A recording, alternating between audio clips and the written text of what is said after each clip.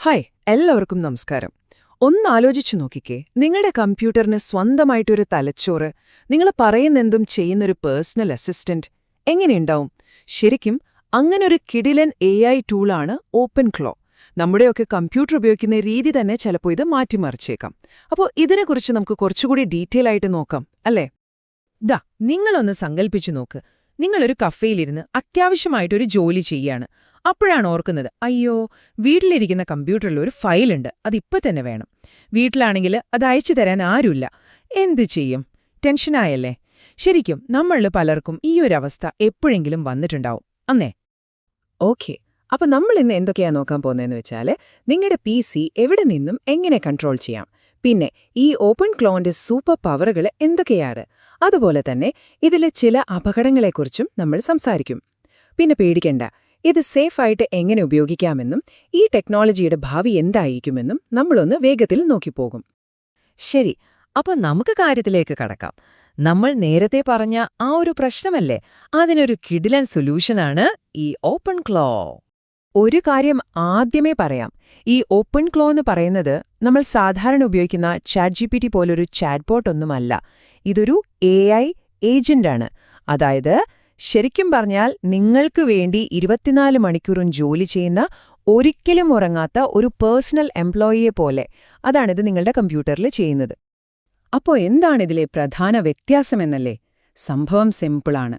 ChatGPT, ജെമിനായി പോലുള്ള AIകളില്ലേ, അതൊക്കെ പ്രവർത്തിക്കുന്നത് ഇന്റർനെറ്റിലെ വലിയ സെർവറുകളിലാണ്, നമ്മളീ പറയുന്ന ക്ലൗഡിൽ. അതുകൊണ്ട് അതിനൊന്നും നമ്മുടെ കമ്പ്യൂട്ടറിലെ ഫയലുകൾ എടുക്കാനോ ഒന്നും ചെയ്യാനോ പറ്റില്ല. പക്ഷേ ഓപ്പൺക്ലോ അങ്ങനെയല്ല. അത് റൺ ചെയ്യുന്നത് നമ്മുടെ സ്വന്തം കമ്പ്യൂട്ടറിലാണ്. അതുകൊണ്ട് തന്നെ അതിന് നമ്മുടെ സിസ്റ്റത്തിലെ ഫുൾ കൺട്രോൾ ഉണ്ട്. നമ്മൾ പറയുന്ന ജോലികളൊക്കെ കൃത്യമായിട്ട് ചെയ്യാനും പറ്റും. ഇതിലെ ഏറ്റവും കിടിലൻ സംഭവം എന്താണെന്നറിയോ? നിങ്ങളുടെ കമ്പ്യൂട്ടറിനോട് കാര്യങ്ങൾ പറയാൻ നിങ്ങളതിന്റെ മുന്നിൽ ഇരിക്കുകയേ വേണ്ട.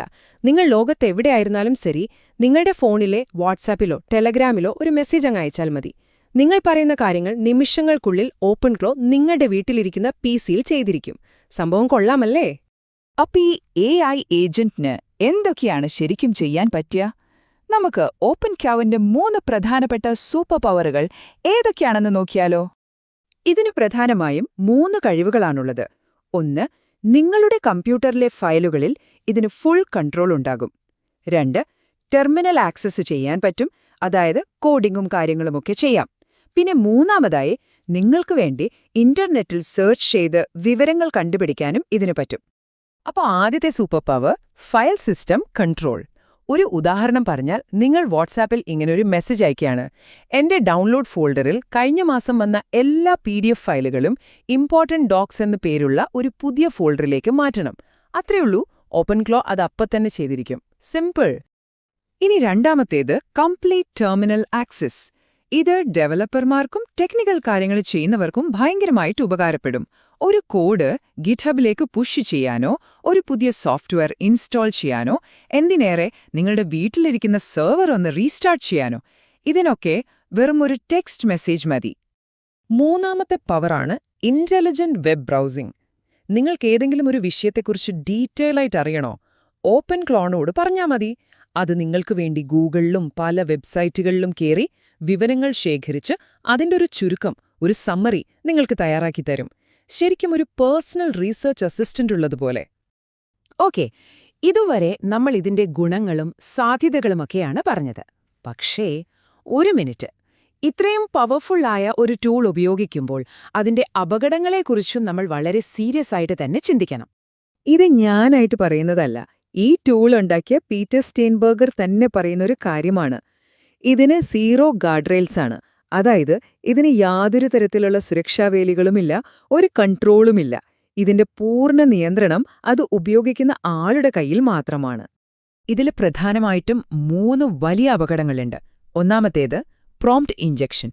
സിമ്പിളായി പറഞ്ഞാൽ, നിങ്ങൾ അറിയാതെ തുറക്കുന്നൊരു ഇമെയിലിലോ വെബ്സൈറ്റിലോ എല്ലാ ഫയലുകളും ഡിലീറ്റ് ചെയ്യുക എന്ന പോലത്തെ ഒരു കമാൻഡ് ഒളിപ്പിച്ചു വെച്ചിട്ടുണ്ടാകും.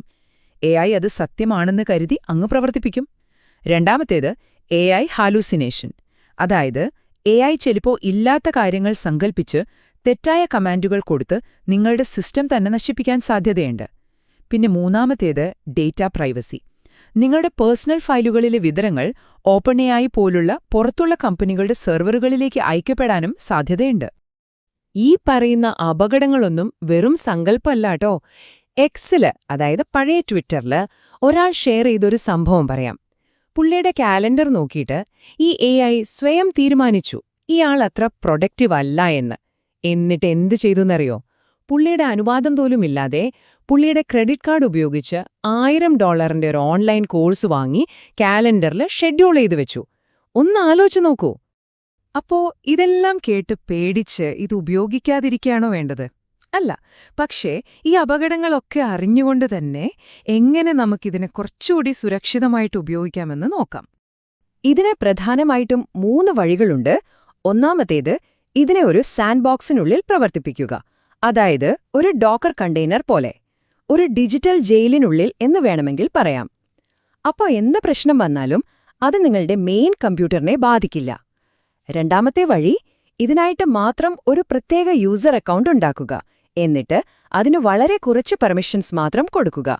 മൂന്നാമത്തെയും ഏറ്റവും സേഫായതുമായ വഴി, നിങ്ങളുടെ പ്രധാന കമ്പ്യൂട്ടറിൽ ഇത് ഇൻസ്റ്റാൾ ചെയ്യാതെ വീട്ടിൽ വെറുതെയിരിക്കുന്ന ഒരു പഴയ ലാപ്ടോപ്പിലോ അല്ലെങ്കിൽ വിലകുറഞ്ഞ ഒരു സെർവറിലോ ഇത് സെറ്റ് ചെയ്യുന്നതാണ്.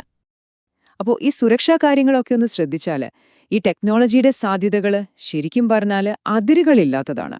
നമ്മുടെ ഡെയിലി ലൈഫിലെ ബോറടിപ്പിക്കുന്ന ഒരുപാട് ജോലികൾ ഇല്ലാതാക്കാൻ ഇതിന് ചിലപ്പോൾ കഴിഞ്ഞേക്കും.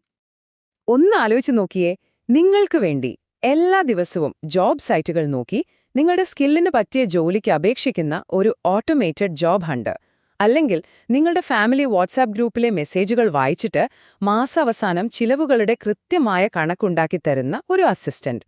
എന്തിനേറെ, കറന്റ് ബിൽ അടയ്ക്കാനുള്ള തീയതിയാകുമ്പോൾ നിങ്ങളെ ഓർമ്മിപ്പിക്കുക മാത്രമല്ല, നിങ്ങളുടെ സമ്മതത്തോടെ അത് സ്വയം അടയ്ക്കാനും ഇതിന് സാധിച്ചാലോ? ശരിക്കും നമ്മുടെ ഭാവന മാത്രമാണ് ഇവിടെ ഒരു ലിമിറ്റ്. അപ്പോ എന്റെ ചോദ്യം നിങ്ങളോടാണ്. നിങ്ങൾക്ക് ഇതുപോലെ ഒരു പേഴ്സണൽ AI അസിസ്റ്റന്റിനെ കിട്ടുവാണെങ്കിൽ നിങ്ങളുടെ ജീവിതത്തിലെ ഏറ്റവും മടുപ്പിക്കുന്ന ഏത് ജോലിയായിരിക്കും നിങ്ങൾ ആദ്യം അതിനെക്കൊണ്ട് ചെയ്യിപ്പിക്കുക? ഒന്ന് ചിന്തിച്ചു നോക്കൂ. കാരണം അങ്ങനെ ഒരു കാലം നമ്മൾ വിചാരിക്കുന്നതിലും ഒരുപാട് അടുത്തായിരിക്കാം.